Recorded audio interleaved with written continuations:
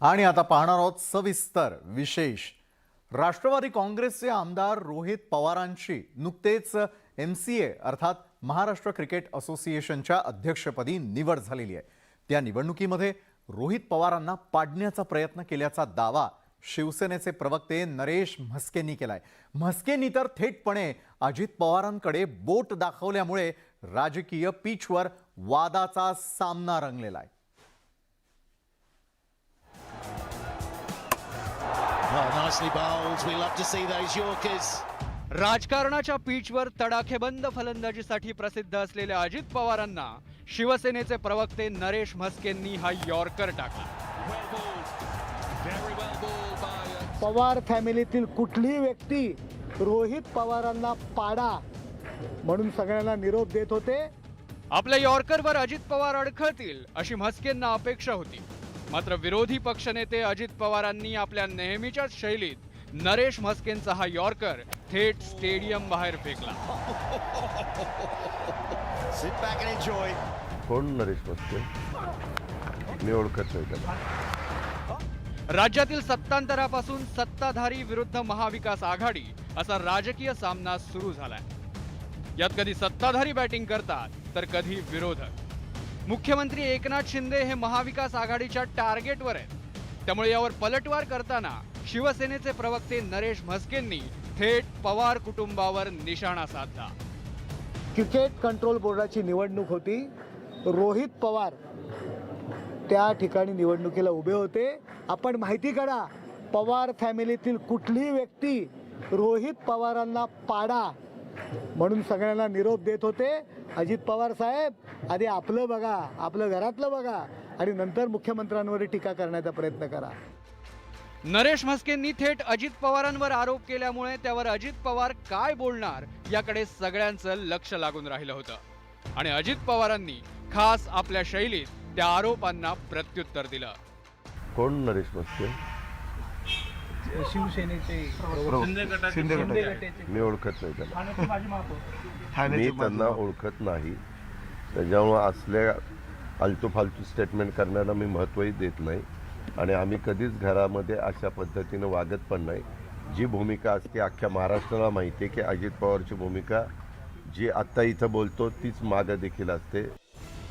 या वादाला MCAच्या निवडणुकीची पार्श्वभूमी आहे। नुकतीच रोहित पवारांची MCA अर्थात महाराष्ट्र क्रिकेट असोसिएशनच्या अध्यक्षपदी निवड झाली। मात्र या निवडणुकीत रोहित पवारांना पाडण्यासाठी अजित पवारांनी प्रयत्न केल्याचा दावा म्हस्केंनी केलाय। ते काँग्रेसमध्ये सुद्धा जाणार होते। त्यांनी दादांवर बोलले, आव्हाडांवर बोलले, अनेक मोठ्या नेत्यांवर। मी तर साधा कार्यकर्ता, तो माझा विषय राहत नाही, पण त्यांनी राजकीय उंची बघावी आणि त्यानंतर त्यांनी स्टेटमेंट द्यावेत। आणि म्हस्केंना एकच सांगतो की त्यांना क्रिकेट आणि पवार कुटुंब हे कधीही कळणार नाही, त्यामुळे प्रयत्न करू नये। सत्ताधारी विरुद्ध महाविकास आघाडी या राजकीय सामन्यात आरोप प्रत्यारोपांना आता धार आली आहे, त्यामुळे आगामी काळात हा संघर्ष आणखी तीव्र होण्याची शक्यता नाकारता येत नाही। Bureau report, news 18 Lokmat. महाविकास आघाडीच्या वज्रमूठ सभेला अखेर परवानगी मिळाली आहे। छत्रपती संभाजीनगरमध्ये 2 एप्रिलला मराठवाडा सांस्कृतिक मंडळाच्या मैदानावरती ही सभा होणार आहे आणि ही सभा होण्यासाठी महाविकास आघाडीच्या नेत्यांनी ठाम भूमिका देखील घेतलेली होती। महाविकास आघाडीच्या वज्रमूठ सभेला 16 अटीशर्तींसह परवानगी देण्यात आली आहे। सभा 2 दिवसांवर आलेली असतानाही परवानगी मिळाली नव्हती, त्यामुळे वज्रमूठ सभेवर प्रश्नचिन्ह निर्माण झालं होतं। अखेर पोलिसांनी सभेला परवानगी दिल्यानं रविवारी सभा होणार असल्याचं स्पष्ट झालंय। मात्र छत्रपती संभाजीनगरमध्ये नुकतीच दंगल झाल्याच्या पार्श्वभूमीवर सभेला परवानगी मिळेल की नाही असा प्रश्न निर्माण झाला होता। मात्र परवानगी मिळाली नसती तरी सभा घेतलीच असती असं ठाकरे गटाकडून स्पष्ट करण्यात आलं। काही अडथळे येणार नाही, कारण हे काही मुठभर लोक असतात, अशा पद्धतीनं समाजात वेगवेगळ्या पद्धतीनं फूट पाडण्याचा प्रयत्न करणारे। मला वाटतं त्याला थारा आम्ही कोणीही देत नाही, त्यामुळे सभा सुरळीत होईल, विराट होईल, चांगल्या पद्धतीनं होईल, याच्याविषयी आमच्या मनात शंका नाही। पोलिसांनी या सभेसाठी कोणत्या अटीशर्ती ठेवल्यात यावर एक नजर टाकूया. सभा संध्याकाळी 5 ते रात्री 9:15 या वेळेत घ्यावी. सभेचं ठिकाण आणि वेळेत बदल करू नये. सभेला जाणाऱ्या कार्यकर्त्यांनी आक्षेपार्ह वर्तन करू नये. सभेला येताना शस्त्र बाळगू नये. पोलिसांनी दिलेल्या मार्गानेच प्रवास करावा. आवाजाबाबत कोर्टाच्या आदेशाचं पालन करावं. सभेमुळे वाहतुकीस अडथळा होऊ नये या अटी ठेवण्यात आल्या. तर छत्रपती संभाजीनगरमधली ही महाविकास आघाडीची सभा तिन्ही पक्षांसाठी महत्त्वाची मानली जाते, कारण तिन्ही पक्षातले मतभेद आतापर्यंत अनेकदा चव्हाट्यावर आले.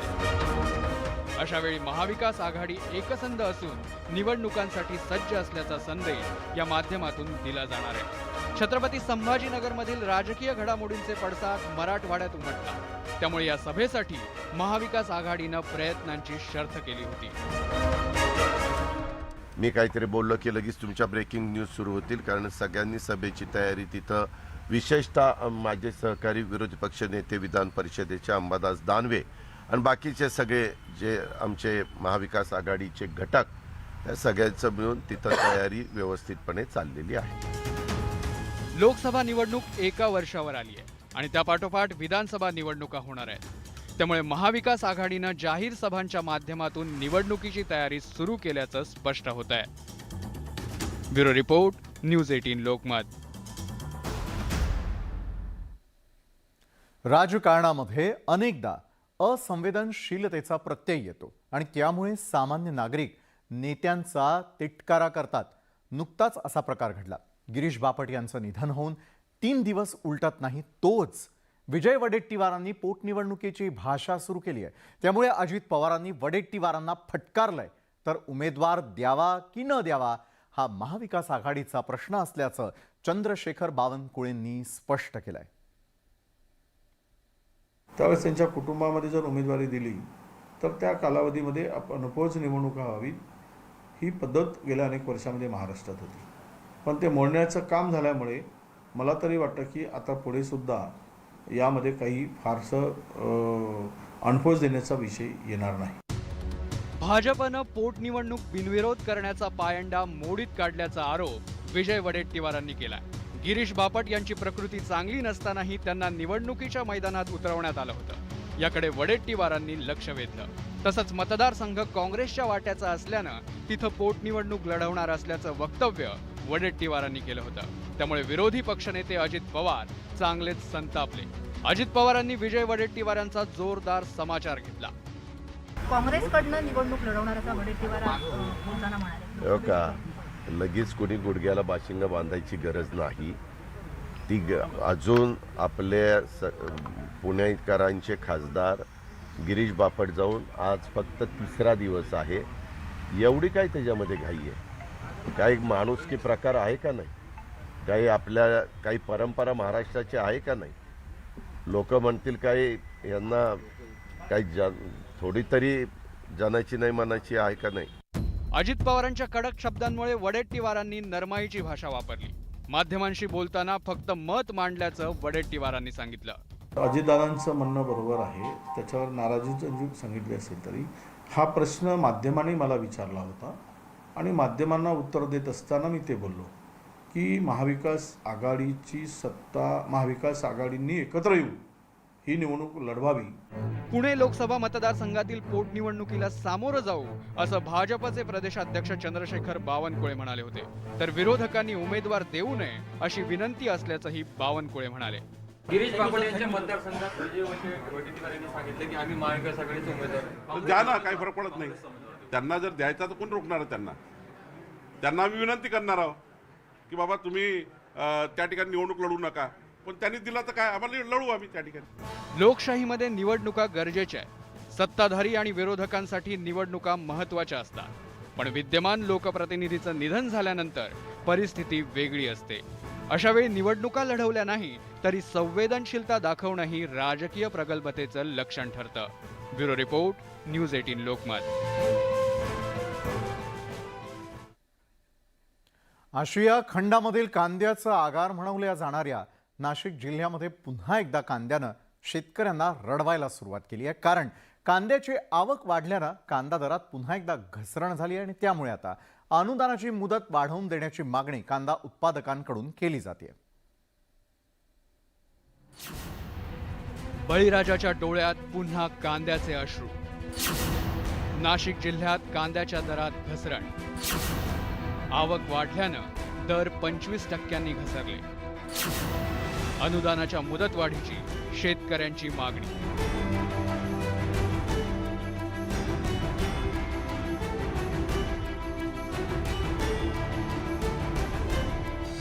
आशिया खंडातील सर्वात मोठी बाजारपेठ आणि कांद्याचं आगार म्हणून ओळख असलेल्या नाशिक जिल्ह्यात पुन्हा एकदा कांद्याच्या दरात घसरण सुरू झाली. गेल्या काही दिवसांपासून कांद्याला प्रति क्विंटल 800 ते 900 रुपये दर मिळत होते. मात्र आता तोच दर 500 ते 700 रुपयापर्यंत खाली घसरलाय. त्यामुळे क्विंटल मागे सरासरी 200 ते 300 रुपयांची घसरण झाली आहे. महिन्याभरापूर्वी कांद्याचे दर घसरल्यानं सरकारनं कांद्याला 350 रुपये प्रति क्विंटलचं अनुदान जाहीर केलं होतं. या अनुदानाची मुदत 31 मार्चपर्यंत आहे.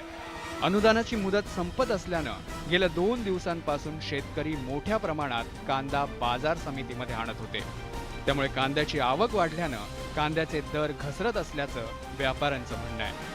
ते मार्केटिंगच्या हिशोबाने मार्केट बंद असतात, कारण आम्हाला देशावरची गिरायकी कमी असते आणि पोटचा पण प्रॉब्लेम येत असतो. परंतु असं झालं की मार्केट चालू ठेवल्यामुळे आवक मोठ्या प्रमाणात तयार झाली आणि शेतकऱ्यांनी 31 तारीख शेवट असल्यामुळे मोठ्या प्रमाणामध्ये बाजारामध्ये माल आणला. म्हणजे आवक जास्त झाली, आमच्याकडे मागणी कमी आहे. ज्याचा परिणाम असा झाला की गेल्या 4 दिवसापासून 200 ते 300 रुपये बाजारामध्ये मोठे घसरण तयार झालेली आहे. अजून अनेक शेतकऱ्यांचा कांदा शिल्लक असतानाच कांद्याचे दर पुन्हा गडगडले. त्यामुळे शेतकऱ्यांचं नुकसान कमी करण्यासाठी सरकारनं अनुदानाची मुदत वाढवण्याची मागणी शेतकरी करतायत. जरी सरकारने 350 रुपये शेतकऱ्यांना दिले, पण आजच्या आवक जर पाहिली, शेतकरी खूप माल मार्केटमध्ये आणत आहे आणि ते माल आवक वाढल्यामुळे बाजार पण घसरत आहे. म्हणजे शेतकऱ्यांना तुम्ही जरी अनुदान जरी दिलं, पण त्याचा शेतकऱ्यांना फायदा होत नाही. शेतकऱ्यांची एवढीच मागणी आहे की शेतकऱ्यांना तुम्ही जो वेळ दिलेला आहे 31 तारखेपर्यंत जी मुदत दिली, ते तुम्ही अजून जर वाढून जर दिली तर नक्कीच शेतकऱ्यांचा फायदा होईल असं वाटतंय.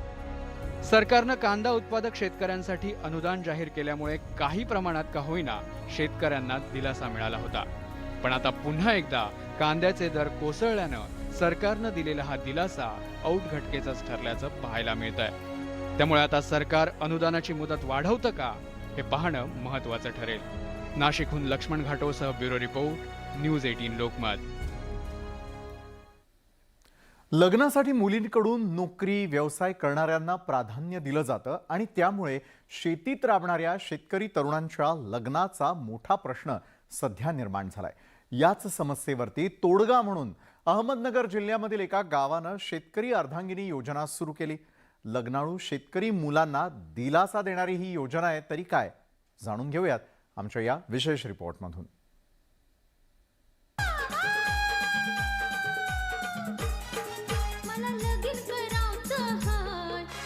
कुणाला नोकरीवाला नवरा पाहिजे तर कुणाला स्वतःचा व्यवसाय असणारा. एवढंच काय तर रेतीवाला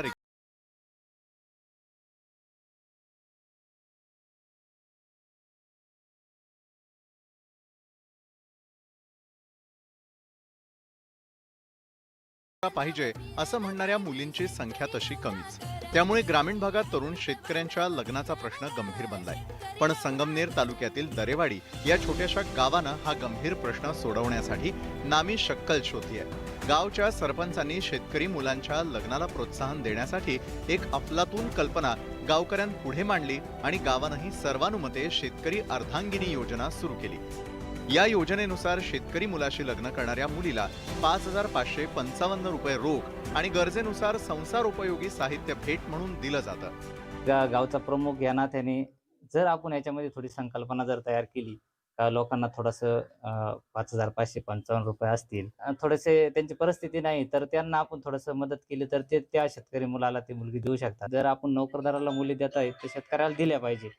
या संदर्भात मी बरीचशी चर्चा केली आणि नंतर माझ्या डोक्यात ती संकल्पना आली. मग मी ती संकल्पना राबवायचं धोरण अवलंबलं.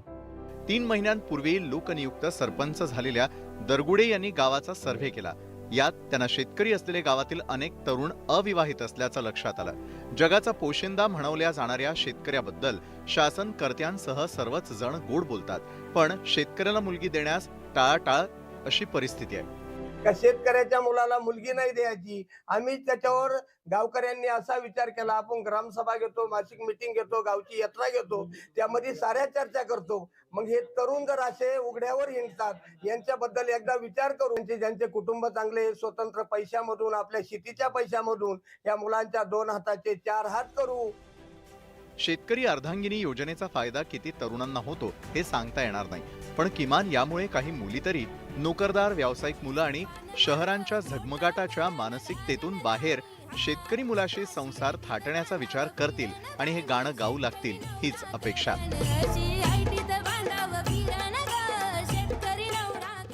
हरीश दिमोटे, न्यूज 18 लोकमत, अहमदनगर.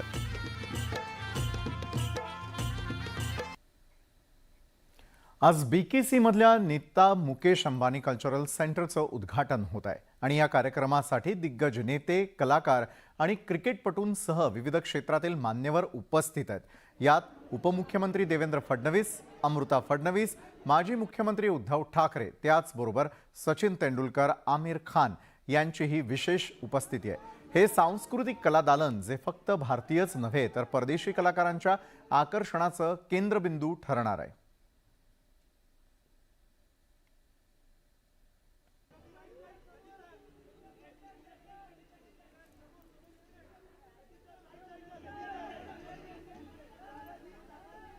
छत्रपती संभाजीनगरमधील दगडफेक आणि जाळपोळीच्या घटनेनंतर वातावरण निवळण्यासाठी प्रयत्न केला जातोय. मात्र आता त्यावरूनच राजकारण पेटल्याचं पाहायला मिळतंय. विरोधकांनी या सगळ्या मुद्द्यावरून आता सरकारला चांगलंच धारेवर धरल्याचं पाहायला मिळतंय.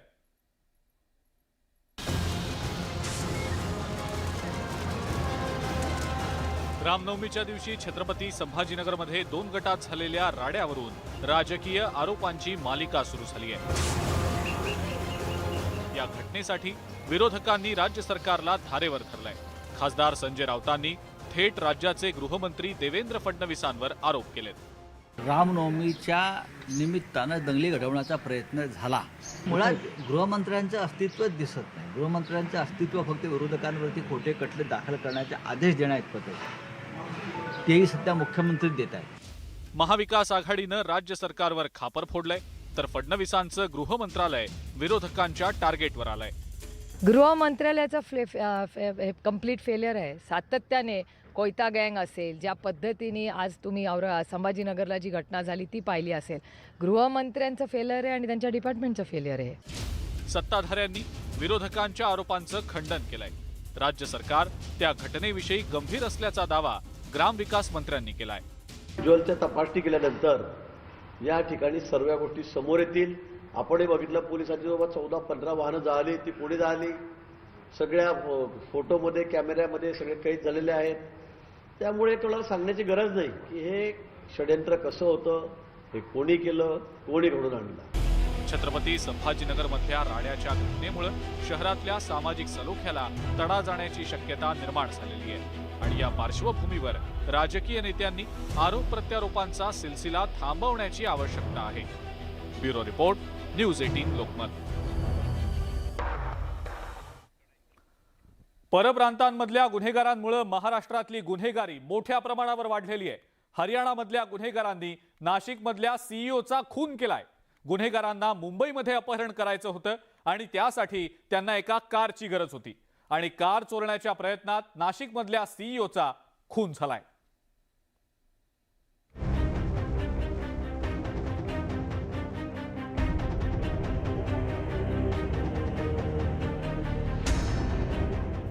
रोहिणी इंडस्ट्रीजचे सीईओ योगेश मोगरे यांच्या खुनाचा छडा लावण्यात पोलिसांना यश आलेलं आहे.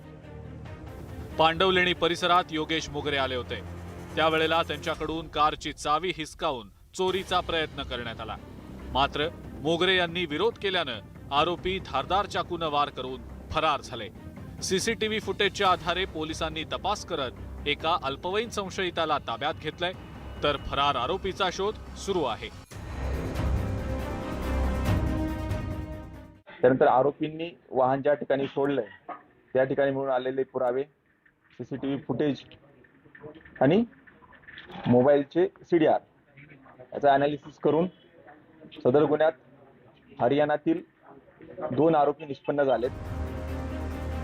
योगेश मोगरे यांच्या खुनाचा तपास करणं अत्यंत जिकिरीचं होतं, कारण योगेश मोगरे यांचं कुणासोबतही वैर नसल्यानं खुनामागचा उद्देश स्पष्ट होत नव्हता. मात्र घटनास्थळावरनं मिळालेली एका मॉलची पिशवी आणि त्यातल्या चिठ्ठीच्या आधारे पोलिसांनी आरोपींचा माग काढला. तसंच या परिसरातील CCTV फुटेजही तपासासाठी मोलाचं ठरलं. त्या ठिकाणी आपण टीम पाठवून विद्युत संघर्ष बालक याला ताब्यात घेण्यात आलेला आहे आणि दुसरा आरोपी आहे त्याच्या मागावर आपली टीम आहे. लवकरच त्या आरोपीलाही अटक करण्यात येईल. खुनाचा तपास करताना दोन्ही आरोपी अपहरणासाठी महाराष्ट्रात आल्याचं स्पष्ट झालं. आरोपींच्या रडारवर कोण होतं याचाही तपास सुरू करण्यात आलेला आहे. अल्पवयीनांमध्येही गुन्ह्याचं वाढतं प्रमाण समाजासाठी चिंतेची बाब झालेली आहे, कारण अशा गुन्हेगारीमुळे योगेश मोगरे यांच्यासारख्या निष्पाप नागरिकांना जीव गमवावा लागतोय. व्हिडिओ जर्नलिस्ट हेमंत बागुलसह लक्ष्मण खाटोळ, न्यूज 18 लोकमत, नाशिक.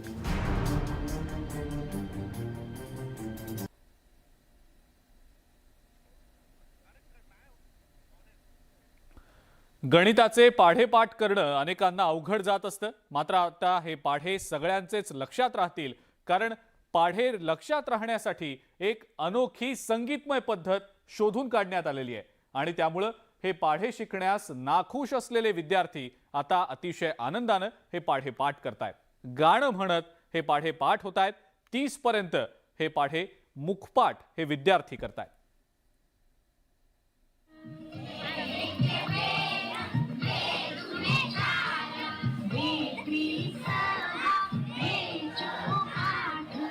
बेचा पाढा अगदी तालासुरात म्हटला जातोय. त्यानंतर 3चा आणि त्यापुढचे पाढे विद्यार्थी आनंदानं आणि उत्साहात म्हणतायत. परिणामी हसत खेळत या विद्यार्थ्यांचा अभ्यास सुरू आहे आणि हा अभ्यास उपयोगी पडत असल्यानं 12 पर्यंतचे पाढे विद्यार्थ्यांना तोंडपाठ झाले. संगीताच्या तालावर पाढे शिकवण्याचा हा उपक्रम पाचोरा तालुक्यातल्या खडकदेवळा खुर्दच्या जिल्हा परिषदेच्या शाळेत राबवला जात आहे. गणिताची जी संकल्पना आहे किंवा ज्या भीती मुलांमध्ये आहे ती क्लिअर व्हावी यासाठी छोट्या युक्त्या असतील किंवा पाढे असतील हे पाठ करणं, युक्त्या पाठ करणं म्हणजे ट्रिक्स वापरून विद्यार्थी गणित सोडवू शकतील, त्यांची गणिताविषयीची भीती दूर व्हावी यासाठी आम्ही सदर उपक्रम राबवतो. संगीताच्या तालावरील पाढ्यांमुळे विद्यार्थ्यांचे आता 30 पर्यंत पाढे पाठ होऊ लागलेत. शिक्षणाच्या या अनोख्या पद्धतीमुळे विद्यार्थ्यांना अभ्यासाची गोडी लागली आहे. त्या पाढांचा उद्देश असा आहे की विद्यार्थ्यांना सर्व 1 ते 4च्या विद्यार्थ्यांना पाढ्यांचा सराव व्हावा आणि त्या सरावातून विद्यार्थ्यांचे पाढे पाठांतर होऊन जातात आणि त्या पाढ्यांमुळे गणित विषय त्यांना अतिशय सोपा जातो. या उद्देशाने आम्ही दैनिक परिपाठामध्ये पाढे, संगीतमय पाढे घेत असतो. गणित हा तसा वृक्ष विषय, मात्र शिक्षकांनी जर ठरवलं तर कोणताही विषय अगदी सोपा करून शिकवता येतो आणि हेच खडकदेवळातल्या या विद्यार्थ्यांचा हा उत्साह पाहून लक्षात येतं.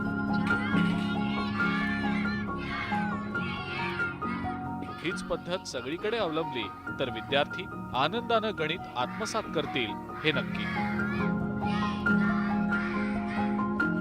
नितीन नांदुरकर, न्यूज 18 लोकमत, जळगाव. आणि यानंतरची बातमी न्यूज 18 लोकमतच्या इम्पॅक्टची. सरकारी योजनांचा लाभ सामान्य जनतेला देताना खुर्चीत बसलेले खाऊराव त्यांना नाडत असतात. पैशांची मागणी करूनच लाभार्थ्यांना योजनेचा लाभ दिला जात असतो आणि असाच काहीसा प्रकार छत्रपती संभाजीनगरमध्ये देखील घडत होता. पण एक सरपंच या भ्रष्ट व्यवस्थेला एकटा नडला. न्यूज 18 लोकमतनंही या भ्रष्टाचारांवर आघात करत सरकारला दखल घ्यायला भाग पाडलंय. 2 लाख रुपये मी घेऊन आलेलो आहे आणि या पंचायत समितीचा व्हिडिओ मिळाला. पैसा मी तर देतो आहे. विहिरींच्या मंजुरीसाठी लाचेची मागणी. हे पैसे तुम्ही घ्या आणि आमच्या गोरगरीब शेतकऱ्यांच्या विहिरी मंजूर करून द्या. फुलंब्री पंचायत समितीची सरपंचानं इब्रत काढली. पैसे घेता विहिरी मंजूर करायला पैसे लागतात तुम्हाला गोठा मंजूर करायला पैसे लागतात, तुमच्या रोजगार सेवकांना मस्टर काढायला पैसे लागतात. हे पैसे घ्या पैसे. न्यूज 18 लोकमतच्या बातमीचा दणका. विहीर बांधण्यासाठी अधिकारी पैसे मागत आहेत. शेतकऱ्यांनी इतके पैसे कुठून द्यायचे? फुलंब्रीच्या पंचायत समिती कार्यालयाबाहेर गळ्यातल्या बंडलातील नोटांची उचलण करत आंदोलन केलं. फुलंब्रीच्या गटविकास अधिकारी निलंबित. पण हा कष्टाचा पैसा आहे, गोरगरीब शेतकऱ्याच्या घामाचा पैसा आहे.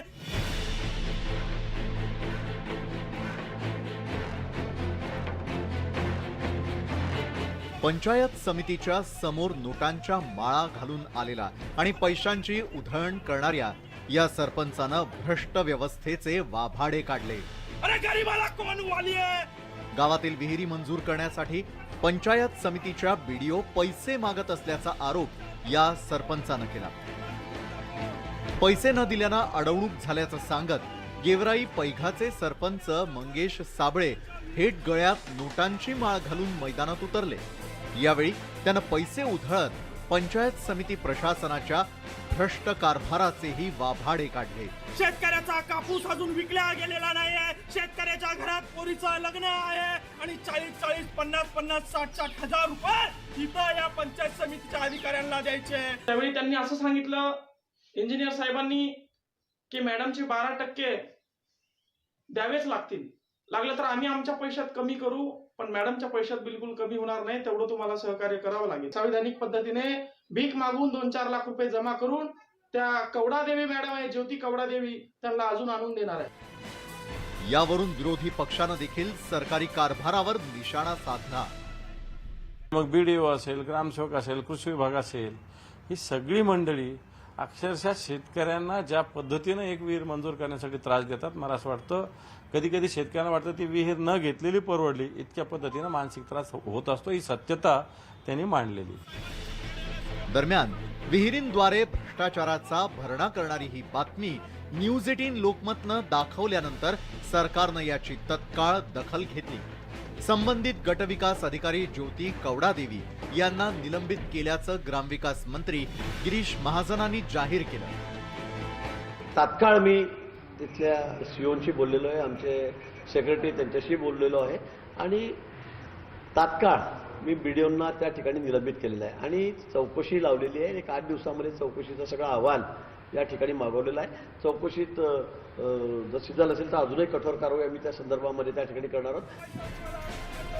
दरम्यान मंगेश साबळे यांनी केलेले सर्व आरोप फुलंब्रीच्या गटविकास अधिकारी ज्योती कवडादेवी यांनी फेटाळले आहेत. साबळेंनी बदनामी केल्याचा पलटवार त्यांनी केलाय. मंगेश साबळे सरपंच गेवराई पायगा यांनी जी क्लिप टाकलेली आहे ती विनाकारण बदनामीची असून त्यामध्ये कोणत्याही प्रकारची अशी मागणी करण्यात आलेली नाही. त्यांचे प्रस्ताव कालच सादर केलेले आहेत आणि ती प्रोसिजरमध्ये चालू आहे. फुलंब्री पोलीस ठाण्यामध्ये तक्रार दाखल केलेली आहे, त्यावर रीतसर कारवाई करण्यात येईल. आज सरकारी अनुदानाचे पैसे थेट लाभार्थ्यांच्या खात्यावर जमा होत असले तरी त्याला लाभार्थी ठरवण्यासाठी बसलेली यंत्रणा आजही भ्रष्टाचारानं किडलेली आहे. अनेक जण या व्यवस्थेच्या छळाला कंटाळून शरण जातात, पण साबळेंसारखा एखादाच लढवय्या चोरीचा मामला चव्हाट्यावर आणतो आणि न्यूज 18 लोकमत सारखी जनतेची वृत्तवाहिनी या भ्रष्ट व्यवस्थेचा बुरखा फाडते. त्यामुळे यापुढे तरी विहिरीतून भ्रष्टाचाराचं सिंचन करणाऱ्यांना आळा बसेल ही अपेक्षा. छत्रपती संभाजीनगरहून अविनाश कानडजेसह ब्युरो रिपोर्ट, न्यूज 18 लोकमत. मुंबईतल्या नायर या प्रसिद्ध वैद्यकीय महाविद्यालयात शिकणाऱ्या विद्यार्थ्यांचे सध्या प्रचंड हाल सुरू आहेत. कारण नायरमध्ये शिकणाऱ्या विद्यार्थ्यांसाठी वसतिगृहात जेवणाची सोयच नाहीये आणि त्यामुळे डॉक्टर होऊ पाहणाऱ्या नायरच्या विद्यार्थ्यांना रस्त्यावरचं अन्न खावं लागतंय. 2 वर्ष उलटल्यानंतर सुद्धा विद्यार्थ्यांच्या समस्या सुटत नसल्यानं विद्यार्थ्यांनी युवा सेनेकडे धाव घेतली आहे.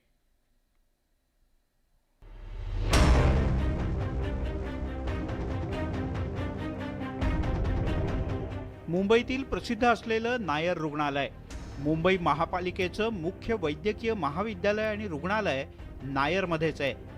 त्यामुळे या रुग्णालयात दररोज हजारो रुग्ण उपचारांसाठी येत असतात. कोरोनाच्या काळात सुद्धा या रुग्णालयातल्या डॉक्टरांनी उत्तम सेवा बजावली. इथल्या महाविद्यालयातून पदवी घेऊन डॉक्टर बनण्यासाठी दरवर्षी शेकडो विद्यार्थी दाखल होतात. पण वर्षभरापासून या वैद्यकीय महाविद्यालयातल्या वसतिगृहात कोणत्याच प्रकारच्या सुविधा मिळत नसल्याची तक्रार सातत्यानं होतीये. वसतिगृहामध्ये मेस चालवणाऱ्या संस्थेला दर महिन्याला मानधन देणं महापालिकेला परवडत नसल्याचं अजब कारण पुढे करण्यात आलंय. ज्या पद्धतीने महानगरपालिकेच्या अटी शर्ती प्रशासक असताना वाढत चालल्या आहेत, त्यामुळे कुठेतरी असं वाटतंय की विद्यार्थ्यांकडे आणि तिथे येणाऱ्या लोकांकडे दुर्लक्ष होतं. या सर्व अव्यवस्थांमुळे पुरुष वसतिगृहातील 400 पेक्षा अधिक विद्यार्थ्यांचे खाण्याचे हाल होत आहेत. मुख्य म्हणजे काही महिन्यांपूर्वी नायर रुग्णालयातलं कॅन्टीन सुद्धा बंद झालंय. त्यामुळे विद्यार्थ्यांचं, रुग्णालयातले डॉक्टर्स आणि रुग्णांच्या नातेवाईकांचे सुद्धा हाल होत आहेत.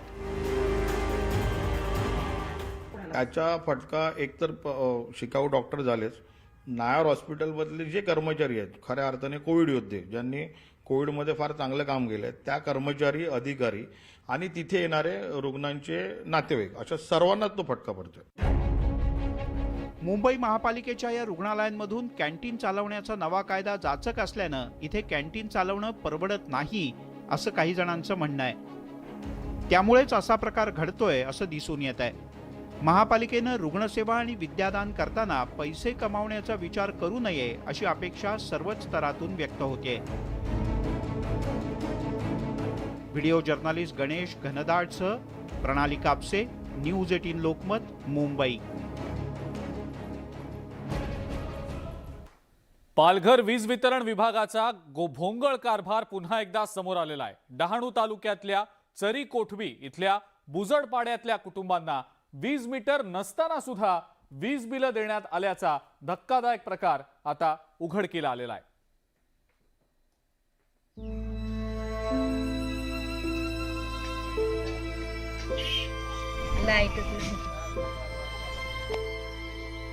पालघर जिल्ह्यातला भुजड पाडा पहा.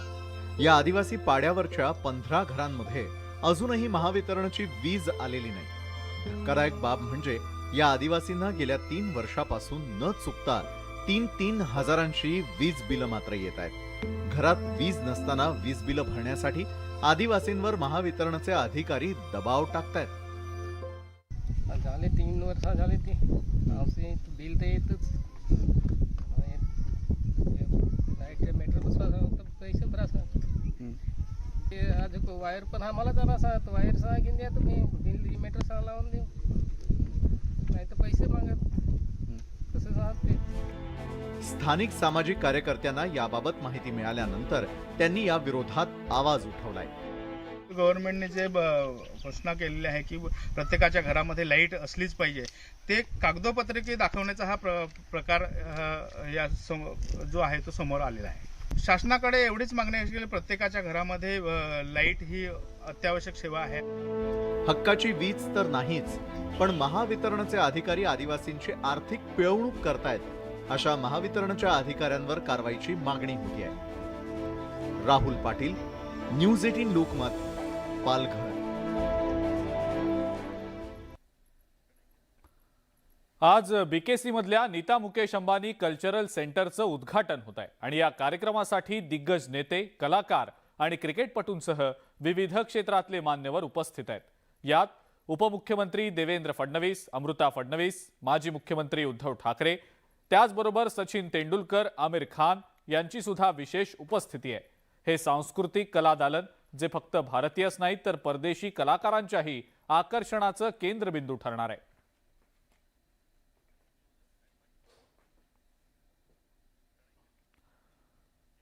आणि या सगळ्या महत्त्वाच्या बातम्यांसोबतच न्यूज 18 लोकमत विशेष मध्ये आता वेळ झाली आहे इथंच थांबण्याची. ताज्या बातम्या आणि अपडेट्ससाठी बघत राहा फक्त न्यूज 18 लोकमत.